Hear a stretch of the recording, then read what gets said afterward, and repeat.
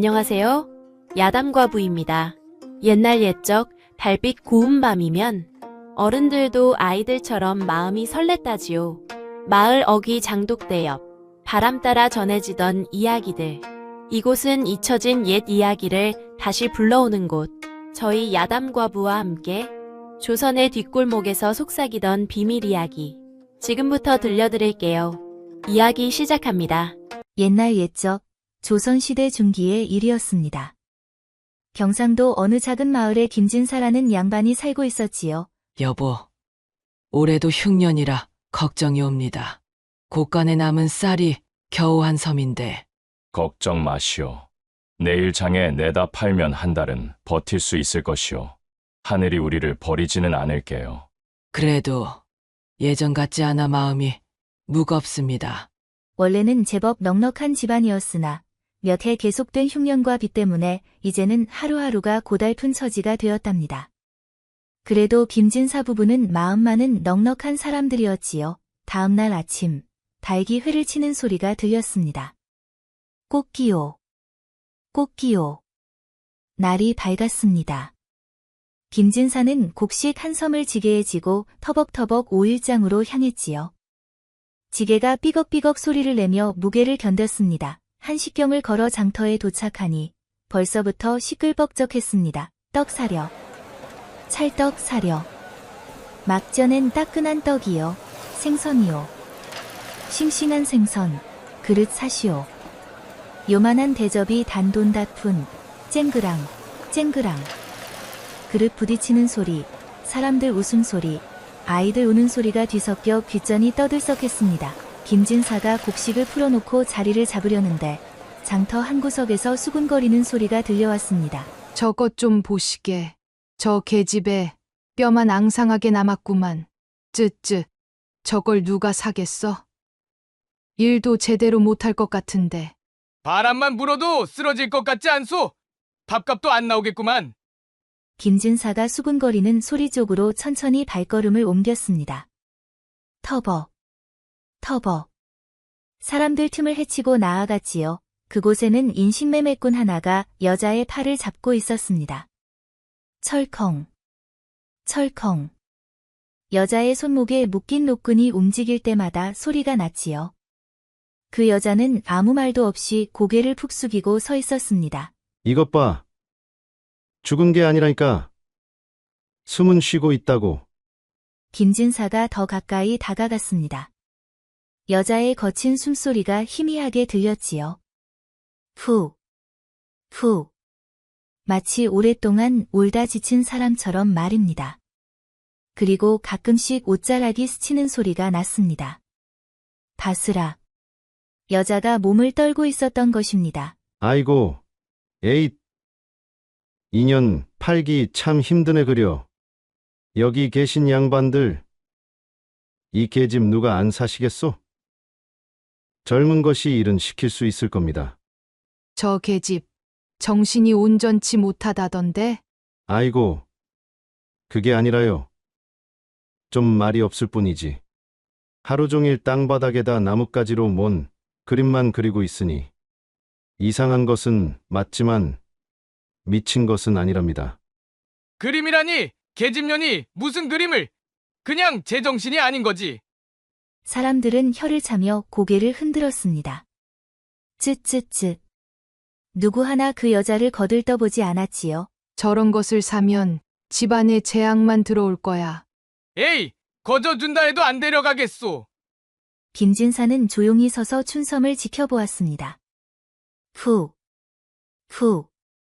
춘섬의 가느다란 숨소리가 들렸지요. 김진사가 한 걸음 더 가까이 다가갔습니다. 바스락. 춘섬의 옷자락이 떨리는 소리가 났습니다. 그때 춘섬이 천천히 고개를 들었습니다.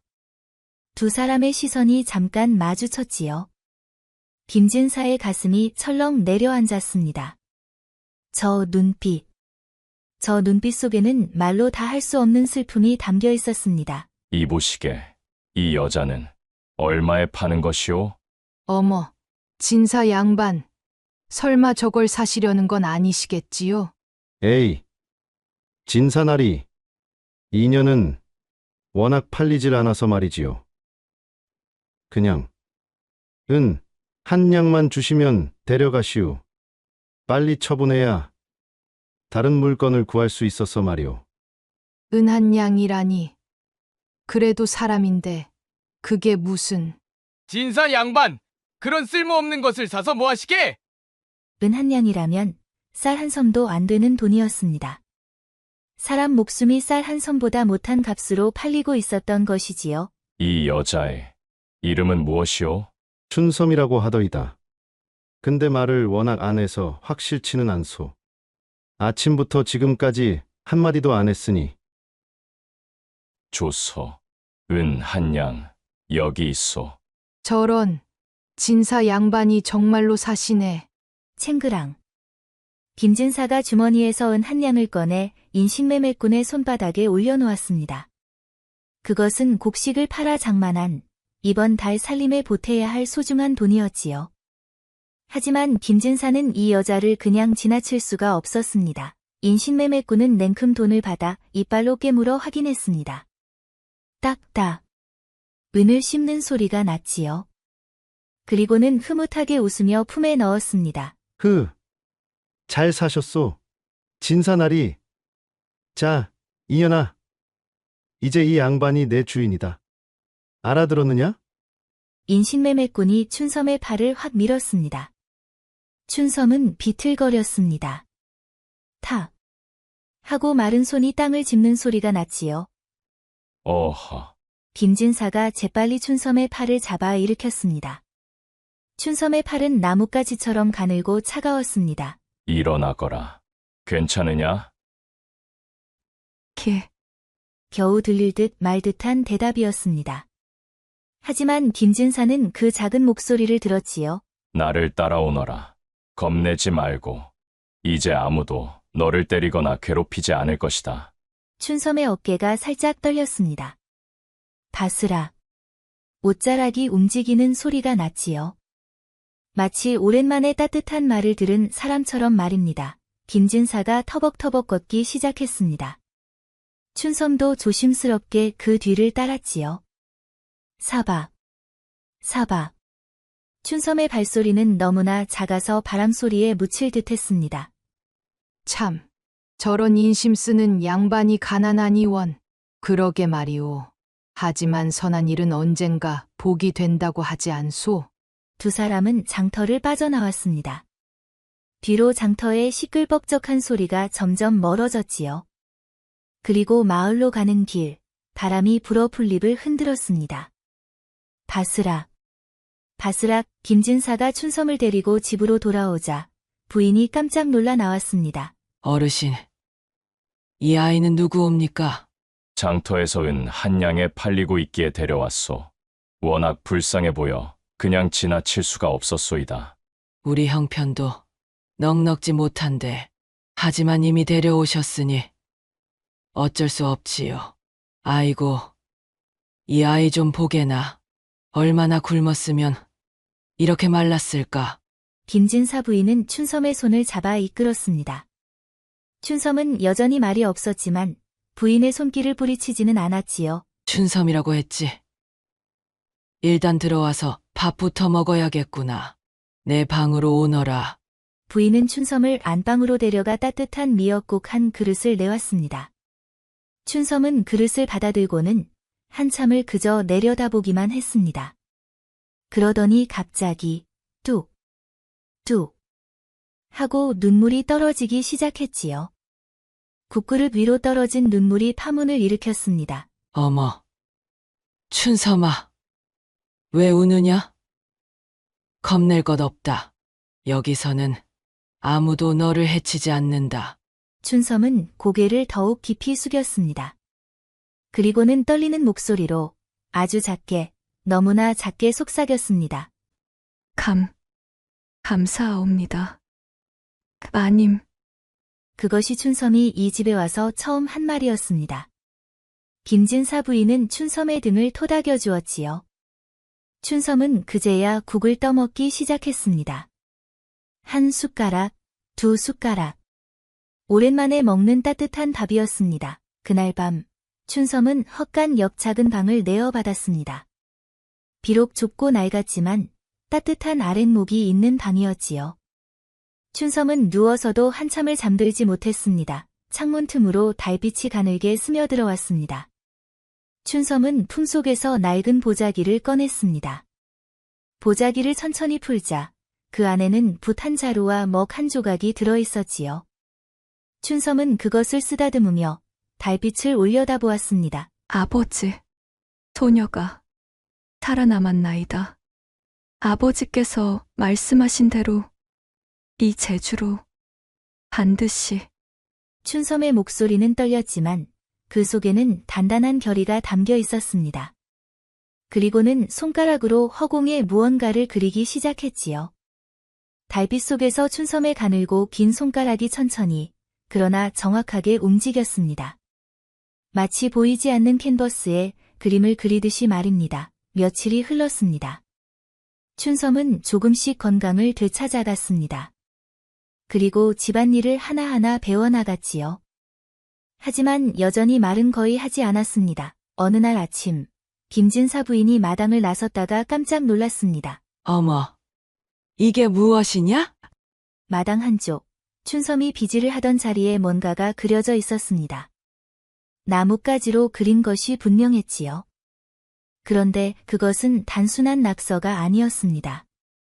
산과 계곡, 그리고 폭포가 흐르는 그림이었습니다. 비록 땅바닥에 그린 것이지만 그 선 하나하나가 살아 움직이는 듯했지요. 이것을 춘섬이가 그린 것인가? 바로 그때 춘섬이 부엌에서 나왔습니다. 자신이 그린 그림을 본 부인의 모습을 보고는 화들짝 놀라며 빗자루를 들었습니다. 죄송하옵니다. 마님, 소녀가 주제넘게 금방 지우겠나이다. 아니다. 춘섬아, 잠깐만 기다려보렴. 김진사 부인은 안으로 들어가 남편을 불렀습니다. 어르신, 어서 나와 보십시오. 이것 좀 보시라오. 김진사가 나와서 그 그림을 보더니 눈이 휘둥그레졌습니다. 이것이 정말 땅바닥에 나뭇가지로 그린 것이란 말이오? 춘섬이가 그린 것 같사옵니다. 김진사는 춘섬을 돌아보았습니다.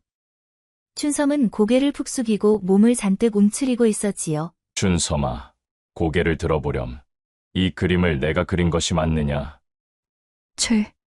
죄송하옵니다. 나리, 소녀가 감히. 아니다. 아니야. 화내는 것이 아니다. 다만, 너는 그림을 배운 적이 있느냐?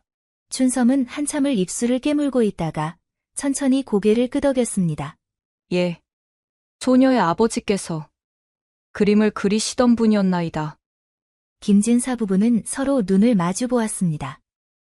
뭔가 심상치 않은 사연이 있음을 직감한 것이지요. 춘섬아, 내가 말하고 싶으면 말해보렴.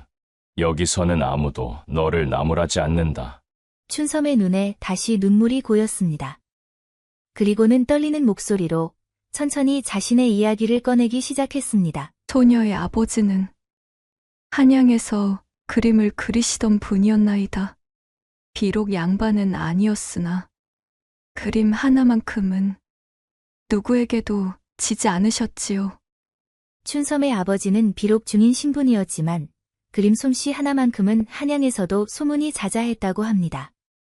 특히 산수화를 잘 그려 양반집에서 다투어 그림을 청했다지요. 그런데 작년 봄 한 양반이 아버지께 큰 그림을 의뢰했나이다. 족자 10폭을 그려달라고. 아버지는 석 달을 밤낮으로 그림을 그리셨지요. 그래서 그런데 그 양반이 돈을 주지 않았나이다. 아니, 돈을 안 준 것이 아니라 오히려 아버지께 돈을 빌려주었다며 빚 문서를 내밀었나이다. 아버지는 그런 돈을 받은 적이 없다 하셨으나 그 양반은 관가에 고소를 하겠다 위협했나이다. 알고 보니 그 양반은 처음부터 그림만 가로채고 돈은 주지 않을 속셈이었던 것입니다. 가짜 문서까지 만들어 오히려 춘섬의 아버지가 빚을 졌다고 우긴 것이지요. 아버지는 그 억울함을 이기지 못하시고 그 해의 여름 돌아가셨나이다.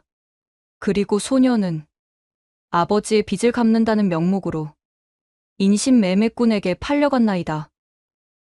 이런 파렴치한 짓이 그 양반이 누구냐? 그 양반은 이 고을 사람이라 했나이다. 성은 박씨요. 마을 사람들이 박부자라 부르는. 뭐라고? 박부자라고? 김진사의 얼굴이 하얗게 질렸습니다. 박부자라면 바로 이 마을의 악덕 지주였습니다. 그리고 지금 김진사의 땅을 빼앗으려 호시탐탐 노리고 있는 바로 그 사람이었지요. 어르신, 그럼 춘섬이 아버지를 해한 자가 그렇소. 바로 우리의 원수이기도 한 그자였구려. 방 안에 무거운 침묵이 흘렀습니다. 바람이 창호지를 스치는 소리만이 희미하게 들렸지요. 춘섬은 고개를 숙인 채 주먹을 꽉 쥐고 있었습니다. 그 손이 부들부들 떨리고 있었지요. 나리, 마님. 소녀가 이 집안에 도움이 되고 싶나이다. 아버지께서 돌아가시며 마지막으로 하신 말씀이 춘섬아, 내 재주로 살아남거라. 그리고 반드시. 춘섬은 더 이상 말을 잇지 못하고 눈물만 흘렸습니다. 김진사는 춘섬의 어깨에 손을 얹었습니다. 그래, 춘섬아. 너무 괴로워하지 마라. 이제 너는 우리 집 식구다. 함께 살아가는 것이다. 하지만 김진사의 마음 한구석에는 불안함이 자리 잡고 있었습니다. 박부자가 춘섬의 아버지를 해친 장본인이라면? 혹시 춘섬이 이 마을에 있다는 것을 알게 되면 어찌 될 것인가? 그날 밤, 김진사는 아들 김서방을 불렀습니다. 아버님, 부르셨나이까? 그래, 내게 할 말이 있다. 앉거라. 김진사는 춘섬의 이야기를 아들에게 들려주었습니다. 김서방의 얼굴이 점점 굳어졌지요. 박부자 그자가 그런 파렴치한 짓을 저질렀단 말씀이십니까? 그렇다. 그리고 더 큰 문제는 그자가 지금 우리 집 땅을 노리고 있다는 것이다. 아버님, 그 비문서 말씀이십니까? 김진사는 무겁게 고개를 끄덕였습니다. 사실 김진사에게는 큰 걱정거리가 하나 있었습니다. 지난해 흉년이 들었을 때 박부자에게 돈을 빌린 것이지요. 박부자는 겉으로는 친절하게 돈을 빌려주었지만 사실은 김진사의 땅을 노리고 있었던 것입니다. 석 달 뒤면 그 돈을 갚아야 한다. 은 100냥을. 은 100냥이라니 우리 형편에 어찌... 만약 갚지 못하면 땅 문서를 넘겨야 한다. 그럼 우리는 이 땅에서 쫓겨나게 되는 것이다. 부자는 한참을 말없이 앉아 있었습니다. 촛불이 희미하게 흔들리며 그들의 그림자를 벽에 드리웠지요. 며칠이 더 흘렀습니다.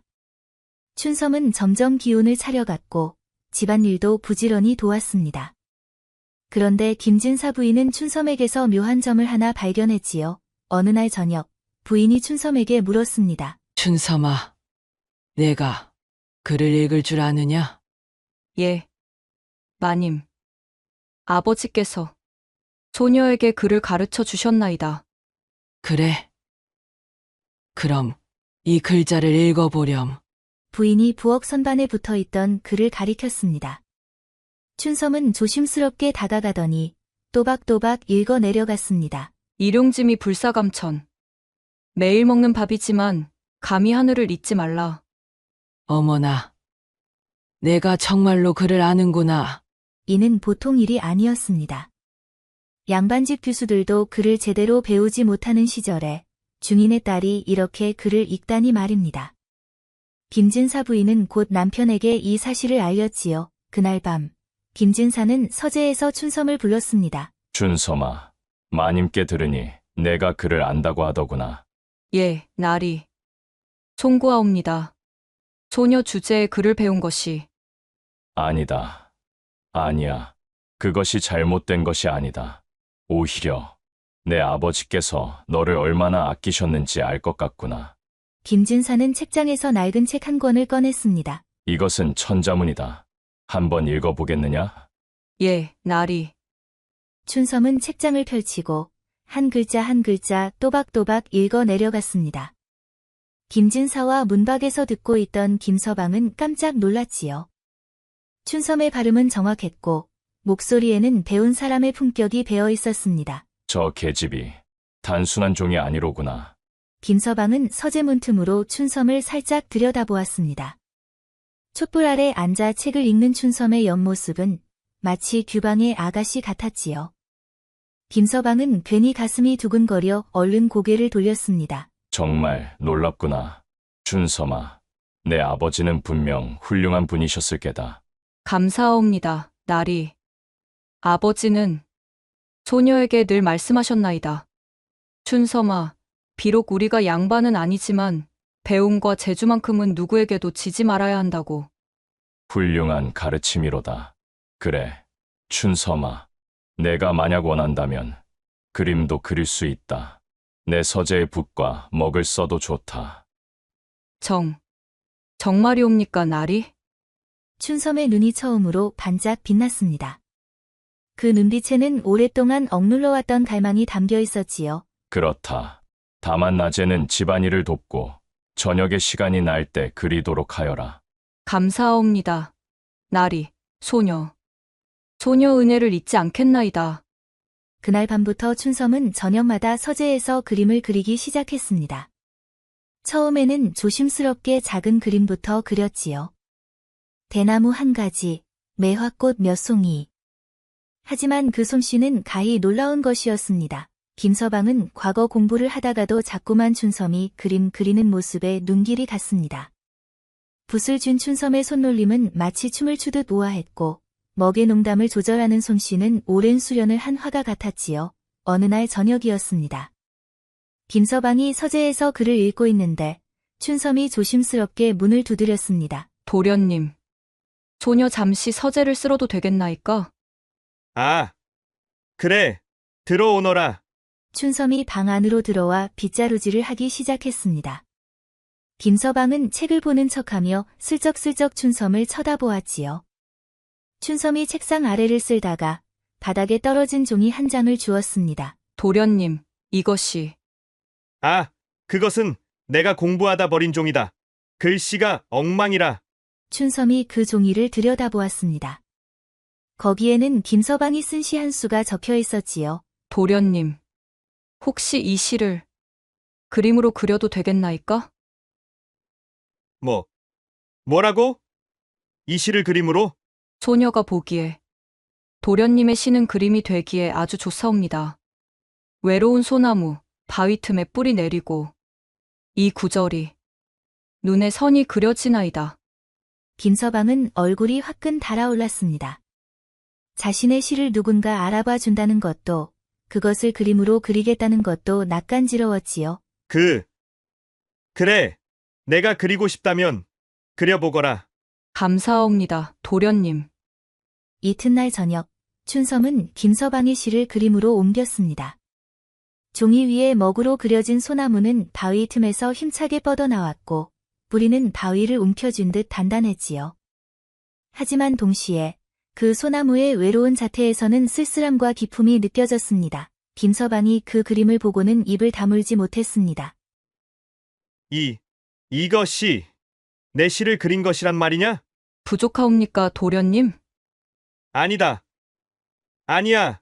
이것은 내가 마음속으로 그리던 바로 그 모습이다. 김서방은 그림을 들고 아버지께 달려갔습니다. 아버님, 이것 좀 보십시오. 춘섬이가 그린 그림이옵니다. 김진사가 그림을 펼쳐보더니 한참을 말없이 바라보았습니다. 그리고는 천천히 고개를 끄덕였지요.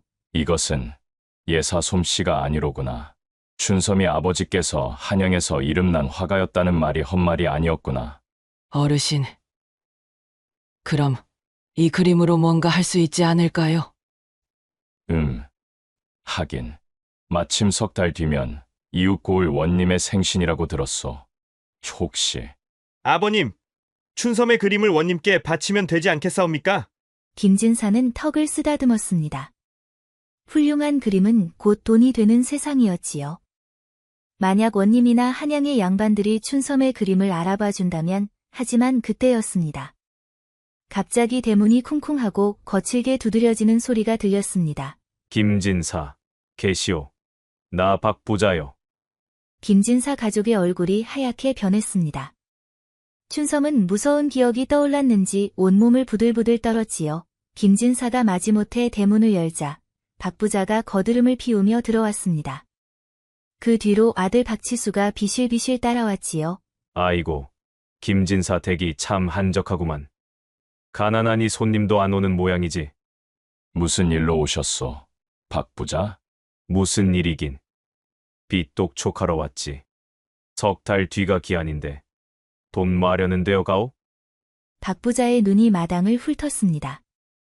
마치 이미 자기 것이 된 땅을 보는 듯한 눈빛이었지요. 기한까지는 아직 시간이 있지 않소. 그때까지 마련하겠소. 허, 어디서 마련할 건데? 이 가난한 집에서 차라리 지금 땅 문서를 내놓는 게 낫지 않겠소? 아버지 말씀이 맞습니다. 김진사 어르신, 쓸데없이 버티지 마시고. 바로 그때였습니다. 부엌 쪽에서 움직이는 인기척이 들렸지요. 박치수의 눈이 그쪽으로 향했습니다. 춘섬이 물동이를 들고 부엌으로 들어가는 모습이 잠깐 보였던 것입니다. 오, 저 여자는 누구요? 우리 집 종이요. 종이라. 꽤 젊어 보이는데 언제 들였소? 그것이 박 부자 댁과 무슨 상관이 옵니까? 박치수는 혀로 입술을 핥으며 부엌 쪽을 힐끔힐끔 쳐다보았습니다. 그 눈빛은 마치 사냥감을 발견한 짐승 같았지요. 춘섬은 부엌 안에서 그 시선을 느끼고는 몸을 움츠렸습니다. 지수야, 쓸데없는데 눈 돌리지 말고. 자, 김진사. 내 말 잘 들으시오. 석 달 뒤, 은백냥. 하루라도 늦으면 이 땅은 내 거요. 알겠소? 알았소. 기한까지 꼭 갚을 테니 이제 돌아가 주시오. 허, 기대하지 않겠소. 벌써부터 이 땅에 무엇을 지을까 궁리 중이거든. 하하. 박 부자가 대문을 나가자 김진사는 주먹을 불끈 쥐었습니다. 손톱이 손바닥을 파고들어 살짝 피가 맺혔지요. 어르신, 괜찮으시옵니까? 저런 파렴치한 자들. 춘섬이 아버지를 죽인 것도 모자라. 이제 우리까지. 아버님, 우리가 반드시 방법을 찾아야 합니다. 춘섬의 그림으로. 바로 그때 부엌에서 쿵 하는 소리가 들렸습니다. 급히 달려가 보니 춘섬이 바닥에 주저앉아 온몸을 떨고 있었습니다. 춘섬아, 무슨 일이냐? 마님. 저 사람들이 아버지를 죽인. 춘섬은 그제야 박 부자를 똑똑히 본 것이었습니다. 1년 전 아버지를 죽음으로 몰아넣었던 바로 그 얼굴을. 춘섬의 눈에서 눈물이 주르륵 흘러내렸지요. 그래. 춘섬아, 알고 있다. 우리 모두 알고 있어. 하지만 지금은 꾹 참아야 한다. 내가 오면 반드시 갚아줄 날이 올 것이다. 마님, 소녀가 반드시 이 집안을 살리겠나이다. 제 그림으로 반드시. 춘섬의 목소리에는 눈물보다 더 강한 무언가가 담겨 있었습니다. 바로 복수와 보은에 대한 불타는 의지였지요. 그날 밤부터 춘섬은 미친 듯이 그림을 그리기 시작했습니다. 낮에는 집안일을 하고 밤이 되면 서재에 앉아 새벽까지 붓을 놓지 않았지요. 춘섬아, 너무 무리하지 마라. 몸이 상한다. 괜찮사옵니다, 도련님. 소녀는 이것밖에 할 수 있는 것이 없나이다.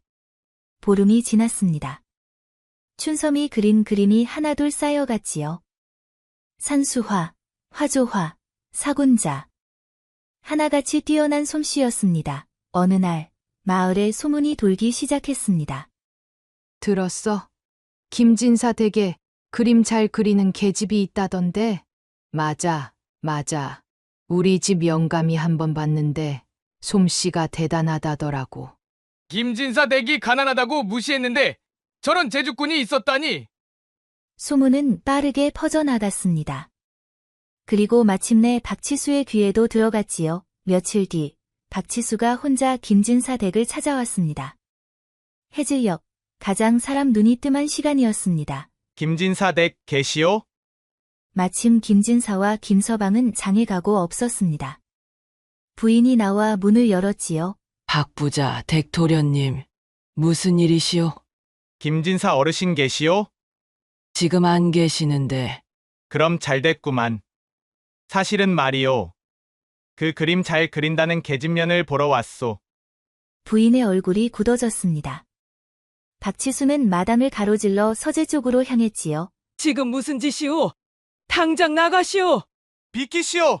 내가 그림 한 점 사려는데 뭐가 문제요? 박치수가 서재 문을 벌컥 열었습니다. 춘섬이 그림을 그리다가 화들짝 놀라 일어났지요. 누구시옵니까? 오호. 소문대로 꽤 젊고 예쁘장하구만. 그림도 잘 그린다며? 박치수가 한 걸음씩 다가왔습니다. 춘섬은 뒷걸음질 치다가 벽에 등을 부딪혔지요. 박치수의 눈빛은 점점 더 탐욕스러워졌습니다. 마치 탐스러운 과일을 보는 듯한 침을 흘리는 짐승 같은 눈빛이었습니다. 어디 한번 얼굴을 자세히 볼까? 그림 잘 그리는 손은 또 얼마나 부드러울까? 저리 비키시오. 춘섬이 책상 위에 붓을 집어 들었습니다. 아니, 붓이 아니었지요. 춘섬의 손에 쥐어진 것은 머리에 꽂았던 비녀였습니다. 날카로운 비녀 끝이 촛불에 번뜩 빛났지요. 한 걸음만 더 가까이 오시면 이걸로 제 목을 찌르겠나이다. 뭐야? 이것이 감히. 춘섬아, 그러지 마라. 부인이 달려와 춘섬 앞을 가로막았습니다. 그리고 박치수를 노려보았지요. 박 부자, 댁도련님, 지금 무슨 짓을 하시는 것이오? 주인 어른도 없는 집에 쳐들어와서. 아니. 그림을 좀 보려고. 그림을 보려면 대낮에 당당히 오시오. 해저문 뒤에 남의 집 계집을 찾아온 것이 무슨 속셈이오? 박치수는 슬쩍 뒤로 물러났습니다. 하지만 그 눈빛은 여전히 춘섬에게 고정되어 있었지요. 알았어. 오늘은 이만 가겠소. 하지만 그 계집년. 버릇이 없구만. 주인에게 비녀를 들이대다니. 아버지께 이 사실을 알리겠소. 박치수가 대문을 나가자 춘섬은 그제야 힘이 풀려 주저앉았습니다. 손에 쥐었던 비녀가 바닥에 떨어져 쨍그랑 소리를 냈지요. 마님, 죄송하옵니다. 소녀 때문에 집안에 화가. 아니다. 춘섬아, 내가 잘못한 것이 아니다. 오히려 장하구나. 내 몸을 지킨 것이. 하지만 부인의 얼굴에는 걱정이 가득했습니다. 박치수가 아버지에게 고자질을 하면 상황은 더욱 나빠질 것이 분명했지요. 과연 그날 밤 박부자가 하인들을 이끌고 김진사 댁에 쳐들어왔습니다. 김진사와 김서방이 막장에서 돌아온 참이었지요. 김진사, 당신네 집 계집년이 내 아들에게 비녀를 들이댔다지 않소? 무슨 말씀이오? 그래요. 아버지, 저 계집년이 저를 죽이려고 했단 말입니다. 잠깐만. 상황을 제대로 아시고 말씀하시오. 누가 먼저 해코지를 하려 했는지. 김진사 부인이 나서서 그날의 일을 설명했습니다. 해진 뒤 박치수가 혼자 찾아와 춘섬을 위협했다는 사실을 말이지요. 박 부자, 당신 아들이 무슨 짓을 하려 했는지 뻔하지 않소? 남의 집 종이라도 함부로 손댈 수는 없는 법이오. 계집년 하나 때문에 이 난리를 떠시는구려. 좋소. 그럼 이렇게 합시다. 그 계집년을 내게 넘기시오. 내가 은 50냥을 주겠소. 그럼 빚도 조금 갚을 수 있지 않겠소? 안 되옵니다. 춘섬이 방에서 뛰쳐나왔습니다. 얼굴은 창백했지만 눈빛만은 불타오르고 있었지요. 나리, 소녀를 저자에게 넘기지 마시옵소서. 차라리 소녀가 이 목숨을 끊겠나이다. 걱정 마라, 춘섬아. 내가 살아있는 한 너를 그자에게 넘기는 일은 없다. 대단한 의리로구만. 좋소. 그럼 기한을 지켜보시지. 석 달 뒤, 은 100냥, 단 한 푼이라도 모자라면 이 땅도 그 계집년도 모두 내 것이오. 박부자가 으름장을 놓으며 돌아갔습니다. 김진사 가족은 마당에 서서 그들이 사라지는 것을 지켜보았지요. 춘섬은 두 주먹을 꽉 쥐었습니다. 손톱이 손바닥을 파고들었지만 춘섬은 아픔을 느끼지 못했습니다. 오직 한 가지 생각뿐이었지요. 반드시 이 집안을 살려야 한다. 내 그림으로. 그날 이후 춘섬은 더욱 필사적으로 그림을 그렸습니다. 김서방도 과거 공부를 뒤로한 채 춘섬의 그림을 한양에 팔 방법을 궁리했지요. 어느 날 저녁, 김서방이 마을 주막에서 중요한 소식을 듣고 왔습니다. 아버님, 큰일 났습니다. 무슨 일이냐? 고을 원님께서 보름 뒤 생신을 맞이하신답니다. 그런데 원님께서 평소 그림을 무척 좋아하신다는군요. 그럼 춘섬이 그림을 그렇소. 원님께 그림을 바치면 혹시 모를 일이오. 가족들은 춘섬을 불렀습니다.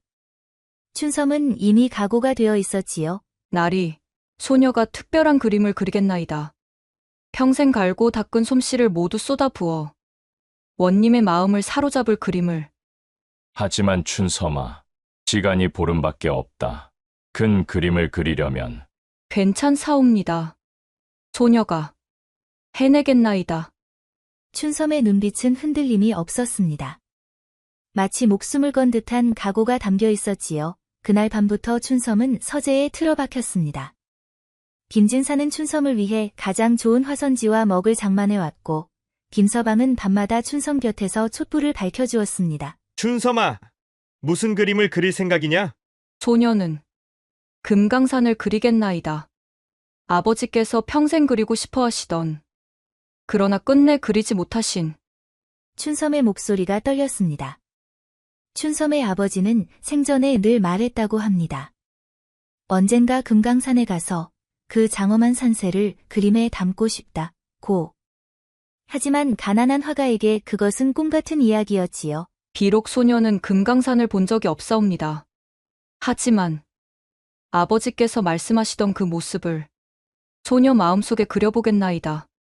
춘섬아, 너는 정말 효녀로구나. 춘섬은 대답 대신 붓을 들었습니다. 먹을 갈아 붓에 머금고 화선지 위에 첫 선을 그었지요. 그 순간 방 안의 공기가 달라졌습니다. 마치 신령이 붓 끝에 깃든 것 같았습니다. 하루가 가고 이틀이 갔습니다. 춘섬은 거의 잠을 자지 않았습니다. 밥도 입에 대지 않고 오직 그림에만 매달렸지요. 춘섬아, 이것 좀 먹어라. 쓰러지겠구나. 마님, 조금만 더 하겠나이다. 춘섬의 손은 쉬지 않고 움직였습니다. 먹의 농담을 조절하며 산봉우리를 그렸습니다. 깎아지른 절벽을 그렸고 골짜기를 흐르는 폭포를 그렸습니다. 그 사이사이 구름이 피어오르고 소나무가 자라났습니다. 김서방은 밤마다 춘섬 곁을 지켰습니다. 촛불을 갈아 끼우고 먹을 갈아 주었지요. 춘섬이 잠깐 조는 사이면 자신의 옷을 벗어 춘섬에게 덮어주었습니다. 춘섬아, 너는 참으로 대단한 사람이구나. 신분이 무슨 상관이랴. 이런 재주와 마음씨를 가진 내가. 김서방은 그림 그리는 춘섬의 옆모습을 물끄러미 바라보았습니다. 촛불에 비친 춘섬의 얼굴은 더없이 진지했고 땀방울이 이마에 송글송글 맺혀 있었지요. 김서방의 가슴이 쿵쿵 뛰었습니다. 이상한 감정이었습니다. 존경과 연민, 그리고 무언가 더 따뜻한 감정, 드디어 보름이 지났습니다. 원님의 생신 전날 밤이었습니다. 다 되었나이다.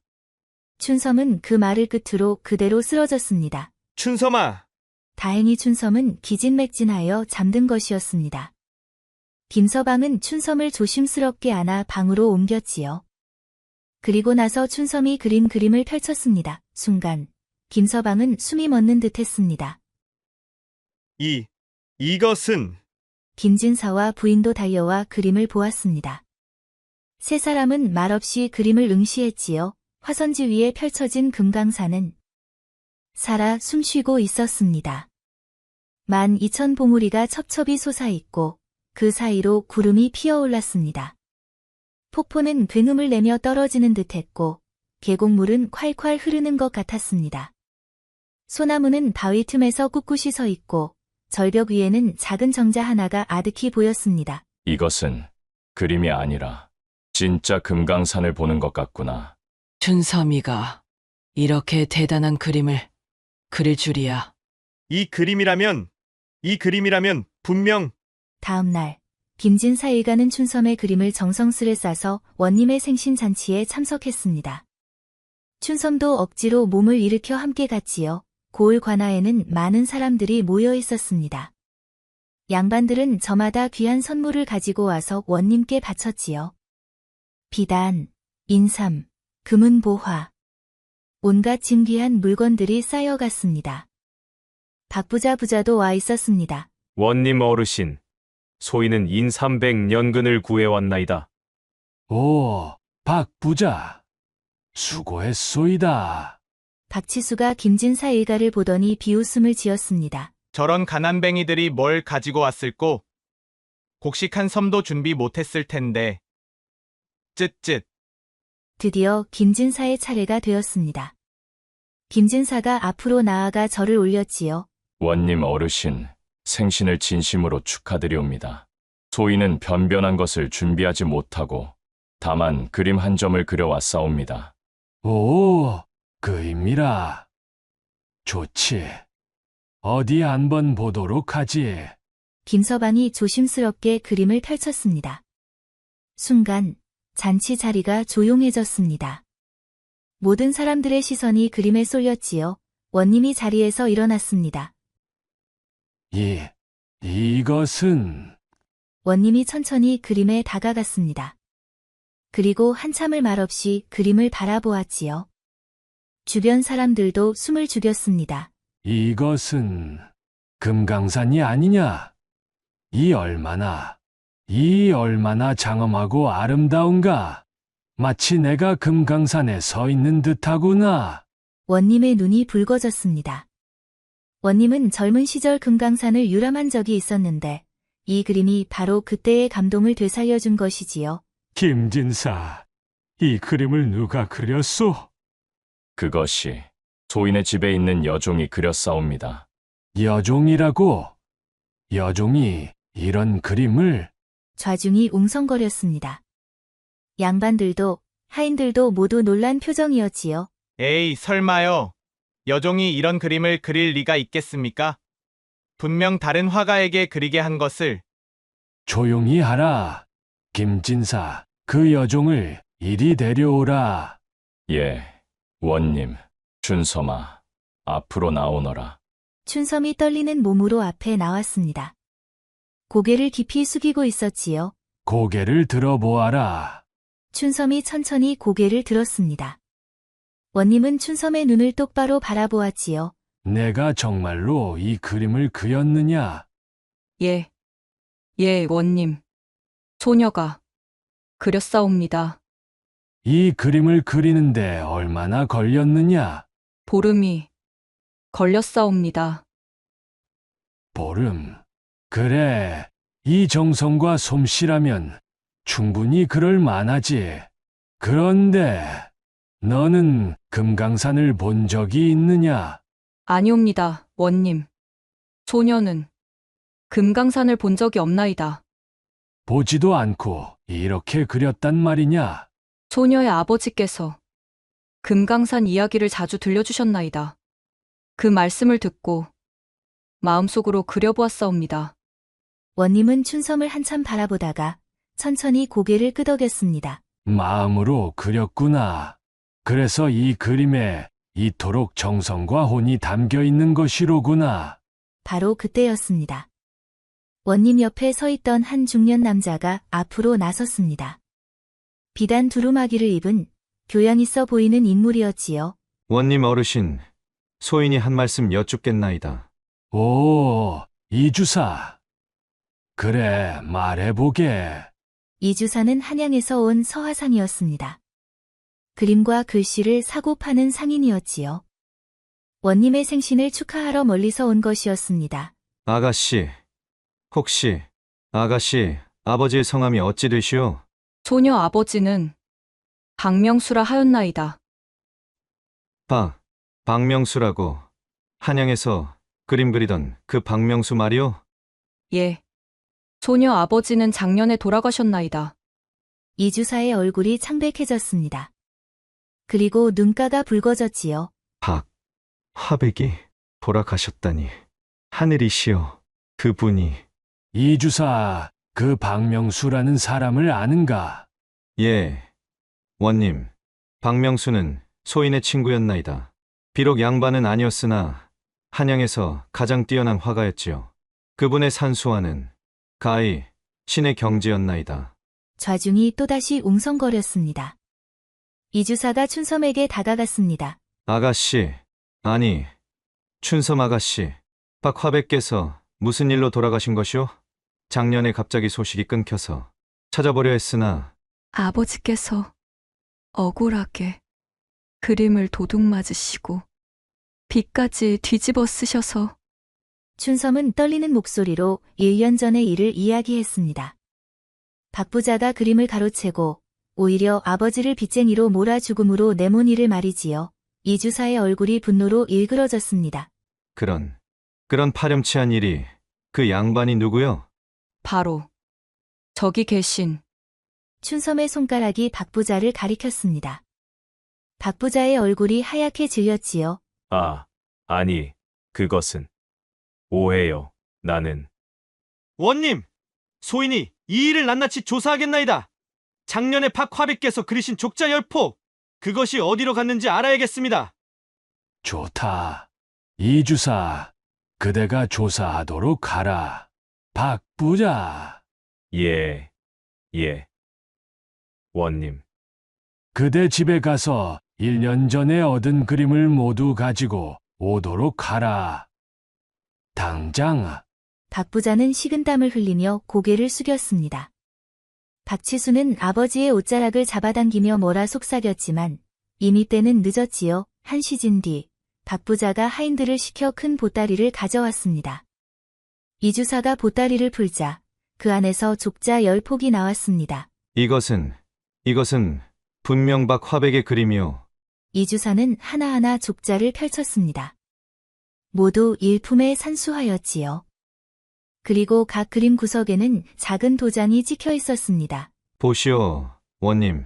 이 도장은 박화백께서 평생 사용하시던 것이옵니다. 이것이 바로 증거요. 박 부자, 이 그림들을 어떻게 얻었느냐? 그것은 정당하게 돈을 주고. 거짓말 마시오. 박화백께서는 평생 그림을 헐값에 팔지 않으셨소. 더구나 이런 대작들을 그대가 얼마를 주었다는 것이오? 은 100냥을. 은 100냥? 이 그림 한 폭만 해도 한양에서 은 100냥은 받을 수 있소. 10폭이면 1000냥도 모자랄 텐데. 좌중이 술렁거렸습니다. 박 부자가 얼마나 터무니없는 거짓말을 했는지 명백해진 것이지요. 박 부자, 춘섬의 말이 사실이냐? 그대가 박명수에게서 그림을 가로채고 오히려 빚을 씌워 죽게 만들었느냐? 아니옵니다. 원님, 그것은 오해이옵니다. 그렇습니다, 원님. 그 화가 놈이 먼저 우리 아버지께 돈을 빌렸습니다. 그럼 문서가 있겠군요. 그 빈 문서를 보여주시오. 그것이 지금은 가지고 오지 못했소. 당장 가져오도록 하라! 박 부자는 하인을 급히 집으로 보냈습니다. 그러나 한참이 지나도 하인은 돌아오지 않았지요. 결국 원님이 직접 관졸들을 보내 박 부자의 집을 수색하게 했습니다. 해가 저물 무렵 관졸이 돌아왔습니다. 원님, 박 부자의 집에서 이상한 문서들을 발견했사옵니다. 관졸이 가져온 것은 여러 장의 빚 문서였습니다. 그런데 자세히 보니 모두 붓글씨가 다르고 도장도 제각각이었지요. 이것은 가짜 문서요. 보시오. 이목의 색깔이 다르고 종이도 시기가 다르오. 박 부자, 그대는 여러 사람을 상대로 사기를 쳐온 것이로구나. 원님, 용서하여 주시옵소서. 소인이 잘못했나이다. 박치수도 아버지 옆에 무릎을 꿇었습니다. 하지만 원님의 얼굴은 싸늘하기만 했지요. 박 부자, 그대는 고귀한 예술가를 죽음으로 몰아넣었고 그 딸을 종으로 팔아넘겼으며 수많은 사람들을 속여 재물을 가로챘도다. 또한 그대의 아들은 남의 집 여종을 겁탈하려 하였으니 이는 용서받을 수 없는 죄로다. 원님이 부채를 내리쳤습니다. 박 부자는 재산을 모두 몰수하고 아들과 함께 유배를 보낸다.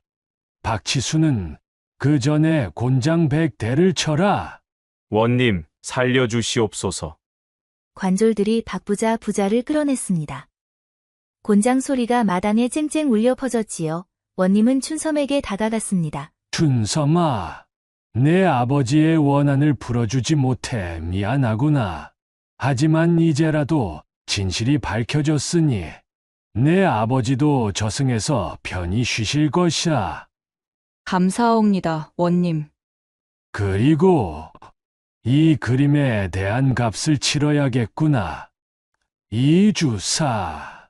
예, 원님. 이 금강산 그림, 그대가 보기에 얼마의 가치가 있다고 생각하는가?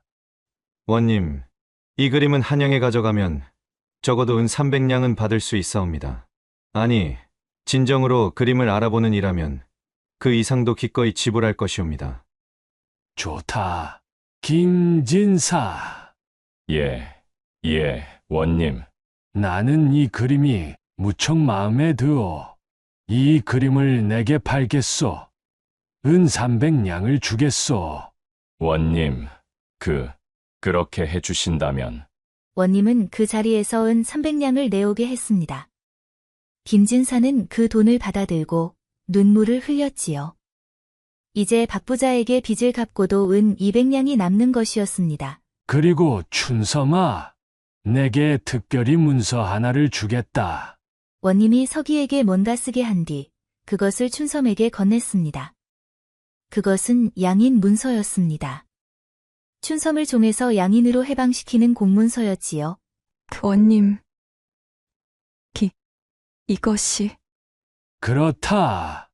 이제 너는 자유로운 몸이다. 그리고 내 아버지의 누명도 이 자리에서 벗겨주겠다. 박명수는 죄인이 아니라 억울하게 죽은 피해자로 기록될 것이다.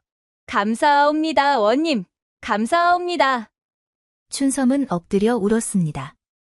1년 동안 쌓였던 한과 슬픔이 한꺼번에 터져 나오는 것 같았지요. 김진사 가족도 이주사도 함께 기뻐했습니다. 그날 밤 김진사 댁은 축제 분위기였습니다. 원님께서 특별히 음식과 술을 하사하셨지요. 이 모든 것이 춘섬이 덕분이로다. 춘섬아, 정말 고맙구나. 내가 우리 집안을 살렸다. 아니옵니다, 마님. 나리와 마님께서 소녀를 거두어 주시지 않으셨다면 소녀는 이미 죽었을 것이옵니다. 바로 그때 김서방이 춘섬 앞에 무릎을 꿇었습니다. 춘섬아! 아니, 춘섬 아가씨! 도련님, 무슨 짓이십니까? 어서 일어나시옵소서. 아니요. 나는 이제 그대를 도련님이라 부를 수 없소. 춘섬 아가씨! 나는 그대를... 김서방의 얼굴이 붉어졌습니다. 춘섬도 무슨 말인지 알아차렸는지 고개를 떨구었지요. 서방아, 내 마음은 나도 알고 있다. 춘섬이도 이제 양인이 되었으니 만약 춘섬이가 원한다면. 춘섬아, 너는 어떻게 생각하느냐? 소녀는 너무나 송구하옵니다. 도련님께서는 과거에 급제하실 분이신데 소녀 같은 것이... 아니요. 그대는 천하에 둘도 없는 재주를 가진 분이요. 그대의 그림 솜씨는, 그대의 마음씨는 나 같은 사람이 감히 받을 수 있을지. 그렇다, 춘섬아. 너는 우리 집안의 은인이다. 내가 너를 양녀로 삼겠다. 그리고 서방이와 혼인시키겠다. 나리, 소녀가 어찌 감히... 춘섬아, 우리는 진심이다. 너를 딸처럼 여기고 있단다. 춘섬은 더 이상 말을 잇지 못하고 눈물만 흘렸습니다. 김서방도 춘섬의 손을 꼭 잡고 있었지요. 며칠 뒤 이주사가 다시 김진사 댁을 찾아왔습니다. 김진사 어르신, 춘섬 아가씨, 좋은 소식이 있소이다. 이주사, 무슨 소식이요? 내가 춘섬 아가씨의 그림을 한양에 소개하고 싶소. 지금 내 수중에 춘섬 아가씨가 연습 삼아 그렸다는 작은 그림들이 몇 점 있는데 이것만 해도 한양에서 큰 인기를 끌 것이오. 정말이옵니까? 물론이오. 그리고 더 큰 제안이 있어. 앞으로 춘섬 아가씨가 그림을 그리면 내가 전부 사드리겠소. 한 폭당은 50냥에. 50냥이라고? 그렇소. 춘섬 아가씨의 그림은 그만한 가치가 있어. 아니, 더 높은 값을 매겨도 되지만 일단은 이 정도로 시작하지요. 김진사 가족은 믿기지 않는다는 표정이었습니다. 한 달에 그림 2~3점만 그려도 100냥이 넘는 돈을 벌 수 있다는 뜻이었지요. 감사합니다, 이주사님. 아버지께서 이루지 못하신 꿈을 소녀가 이루게 되었나이다. 아가씨의 아버지 박화백께서도 저승에서 기뻐하실 것이오. 그분의 피가 헛되지 않았소. 그해 가을, 김서방이 과거에 급제했다는 소식이 전해졌습니다. 들었어? 김진사 댁 도련님이 과거에 급제했대. 정말 요새 김진사 댁에 좋은 일만 생기네. 그럼 그렇지. 착하게 살던 집안이니 하늘이 돕는 게야. 김서방이 한양에서 돌아왔습니다. 관복을 입은 모습이 의젓했지요. 그리고 혼인 날짜를 정했습니다. 혼례식 날, 춘섬은 색시 옷을 입고 화촉을 받았습니다. 마을 사람들이 모두 모여 축하했지요. 이 모든 것이 꿈만 같구나. 작년 이맘때만 해도 우리는 땅을 빼앗길 처지였는데. 모두 춘섬이 덕분이지요. 한양에 산 춘섬이가 우리 집안의 복덩이가 되었답니다. 혼례를 마친 뒤 마을 사람들이 김진사에게 물었습니다. 진사 어르신, 춘섬 아가씨를 한양에 사셨다지요? 지금 생각하면 기가 막힌 장사를 하신 셈입니다. 허허, 장사라니. 나는 그저 불쌍한 아이를 구해준 것뿐이오. 하지만 하늘은 선한 마음을 저버리지 않는구려. 맞는 말씀이에요. 한 냥이 1000냥, 10,000냥이 되었으니 앞으로 김진사 댁은 이 마을에서 제일 부자가 되겠구만. 과연 그 말대로였습니다. 춘섬의 그림은 한양에서 대인기를 끌었고 귀한 양반들이 다투어 그림을 청했지요. 김진사 댁은 마을에서 가장 부유한 집이 되었습니다. 하지만 김진사 가족은 부자가 되었어도 교만하지 않았습니다. 오히려 가난한 이웃들을 도왔고 마을에 서당을 세워 아이들을 가르쳤지요. 춘섬은 그림을 그리는 한편 재능 있는 아이들에게 그림을 가르치기 시작했습니다. 신분을 가리지 않고 누구든 배우고 싶은 아이는 받아들였지요. 세월이 흘러 춘섬의 명성은 마침내 임금님의 귀에까지 들어갔습니다. 임금께서는 춘섬을 궁궐로 불러 어진을 그리는 일을 맡기고 싶어 하셨지요. 하지만 춘섬은 공손히 사양했습니다. 전하, 소녀는 궁궐보다는 고향에서 그림을 그리고 아이들을 가르치는 것이 더 좋사옵니다. 이것이 돌아가신 아버지께서 원하셨던 일이라 믿사옵니다. 임금께서는 춘섬의 효심과 겸손에 감동하시어 큰 상을 내리셨습니다. 그리고 춘섬의 아버지 박명수에게 화백이라는 칭호를 추서하셨지요. 춘섬과 김서방은 금슬 좋게 살며 세 아들과 2딸을 낳았습니다. 아이들은 모두 춘섬에게 그림을 배웠고 그중 둘째 아들은 어머니 못지않은 화가가 되었답니다. 김진사 부부는 장수하며 손주들에게 옛날 이야기를 들려주었습니다. 그 이야기는 늘 이렇게 시작되었지요. 옛날에 말이야. 할아버지가 한양에 여종을 하나 샀단다. 그런데 그 여종이 집안의 복덩이가 되었지. 할아버지, 그 이야기 또 하시는 거예요? 허허, 좋은 이야기는 100번 들어도 좋은 법이야. 착하게 살면 복이 온다는 걸 잊지 말거라. 그렇습니다. 한 냥, 쌀 한 섬 값도 안 되는 헐값에 팔리던 여종 춘섬은 결국 한 집안을 일으키고 마을 전체를 풍요롭게 만든 복덩이가 되었습니다. 선한 마음으로 어려운 이를 돕고 재능을 아끼지 않으며 부모에 대한 효심을 잊지 않는다면 하늘은 반드시 그 사람에게 복을 내린다는 것을 춘섬의 이야기는 그렇게 오랫동안 사람들 입에서 입으로 전해졌답니다. 한 냥에 사온 여종이 복덩이가 된 이야기, 이것으로 마치겠습니다.